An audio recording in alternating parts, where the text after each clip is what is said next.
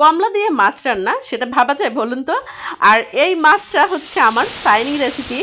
এটা হচ্ছে তন্দুরি ফিশ, আমার হাতের একেবারে সাইনিং একটি রেসিপি। বাবার বাড়ি থেকে শ্বশুরবাড়ি পর্যন্ত সবাই খুবই পছন্দ করে।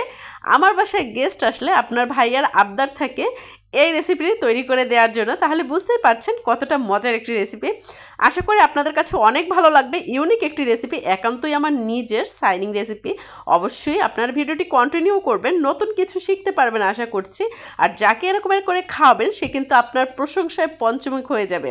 তো চলুন ভিডিওটি শুরু করা যাক। এখানে হচ্ছে একটা তেলাপিয়া মাছ নিয়ে নিয়েছি, প্রায় 1 কেজির একটু কম হবে।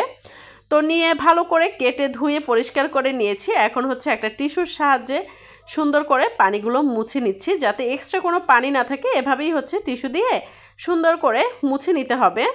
মাছটা এমনভাবে মুছতে হবে যাতে কোনো রকমের পানি না থাকে ভিতরে, তাহলে কিন্তু সুন্দর হবে না। এরকমের পেটের মধ্যেও হচ্ছে টিস্যু দিয়ে সুন্দর করে মুছে নিতে হবে। মুছে একটা ছুরির সাহায্যে, ধারালো ছুরি অবশ্যই, ধারালো একটা ছুরির সাহায্যে এভাবে সুন্দর করে আস্তে আস্তে করে কেটে নিতে হবে।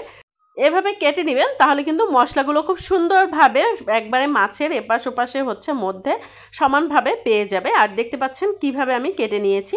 এখন চলুন এখানে হচ্ছে মশলাটা রেডি করে নিই। এখানে নিয়ে নিয়েছি হচ্ছে 1 চামচ পরিমাণে আদা বাটা, 1 চামচ হচ্ছে রসুন বাটা, আর চিলি সস দিয়ে দিয়েছি 2 চামচ, সয়া সস হচ্ছে 1 চামচ, দিয়ে দিলাম পরিমাণ মতো লবণ, স্বাদ মতো লবণটা আপনারা বুঝে শুনে দিবেন। আর দিয়ে দিচ্ছি মরিচের গুঁড়া, এখানে দিয়ে দিচ্ছি 1/2 চামচের মতো গোলমরিচের গুঁড়া, আর টেস্টিং সল্ট দিলাম 1/2 চামচ, 1 চামচ দিয়ে দিয়েছি হচ্ছে গুঁড়া দুধ, আর হচ্ছে দিয়ে দিলাম অরিগানো 1 চামচ। আর এখানে নিয়ে নিয়েছি একটা কমলা। কমলাটা কিন্তু খুবই মিষ্টি, আর এটাই হচ্ছে মেন ইনগ্রিডিয়েন্টস।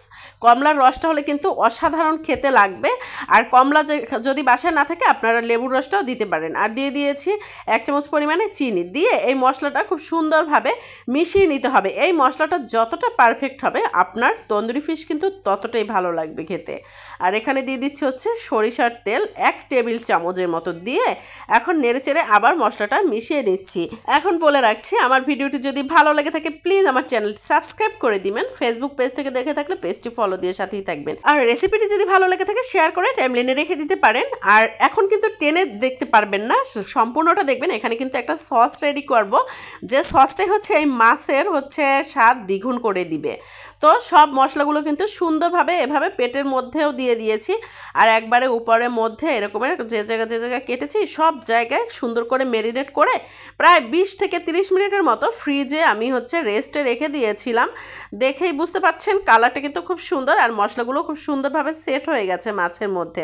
তো এখানে হচ্ছে আমি সয়াবিন তেল দিয়ে দিয়েছি, তেলটা 1 কাপ পরিমাণে দিয়েছি। আর এখন তেলটা যখন গরম হবে তার মধ্যে হচ্ছে মাছটা ছেড়ে দিতে হবে। তো এই যে দেখতে পাচ্ছেন মাছটা ভাজার সময় কিন্তু আপনারা হাই হিট দিবেন না, মিডিয়াম হিট মানে রাখবেন। আর এই রকমের করে খুন্তির সাথে আস্তে আস্তে করে একটু ছাড়িয়ে নেবেন, যদি নিচে লেগে যায় যার কারণে। তো আস্তে আস্তে ছাড়িয়ে এরকমের করে উল্টে নিতে হবে। এপাশ ওপাশ করে 2-3 বার উল্টে নিলেই হচ্ছে কিন্তু মাছটা সুন্দরভাবে একবারে তন্দুরি হয়ে যাবে। আর এই মাছটা কিন্তু খেতে অসাধারণ। আমার শ্বশুর শাশুড়ি আসছিল, তাদের জন্য আমি এটা হচ্ছে বানিয়েছিলাম। ওরা খুব পছন্দ করেছে, খুবই প্রশংসা করেছে। আসলেই এটা প্রশংসা করার মতোই একটা রেসিপি। মাঝে মাঝে একটু সয়া সসটা ব্রাশ করে দিচ্ছি যাতে ভিতরে খুব সুন্দর হয়ে যায়। আর এখানে কিন্তু আমার ফিশটা ফ্রাই হয়ে গেছে, দেখেই বুঝতে পারছেন, তুলে নিচ্ছি।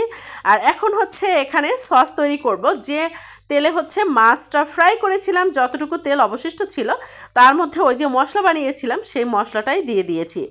দিয়ে এখন নেড়েচেড়ে সুন্দর করে এটাকে কষিয়ে নিতে হবে। আর এই মশলার জন্য কিন্তু এই মাছের স্বাদ দ্বিগুণ হয়ে গেছে। আমার শাশুড়ি কিন্তু এতটা প্রশংসা করেছে, আর আমার শ্বশুর খুবই পছন্দ করেছে। এখানে হচ্ছে দিয়ে দিয়েছি বেবি অনিয়ন, উপরের সবুজ অংশটা, আর দিয়ে দিয়েছি হচ্ছে ধনিয়া পাতা, আর হচ্ছে বেবি অনিয়নের যে নিচের অংশটা সেটা সুন্দর করে কুচি কুচি করে দিয়ে দিয়েছি। আর আমার কিন্তু এখানে সস রেডি হয়ে গেছে, এটা মাছের উপরে দিয়ে দেবো। আপনারা চাইলে এটা আলাদা বাটিতেও মানে সার্ভ করতে পারবেন, তাহলেও খেতে ভালো লাগবে। আর মাছের উপরটা দিলে হয় কি মাছের মধ্যেটা খুব সুন্দর একবারে সফট একটা ভাব চলে আসে। তো আমার রান্না কমপ্লিট হয়ে গেছে। কেমন হয়েছে অবশ্যই কমেন্টস করে জানাবেন। ভালো লাগলে শেয়ার করে টাইমলাইনে রেখে দিতে পারেন। আল্লাহ হাফেজ।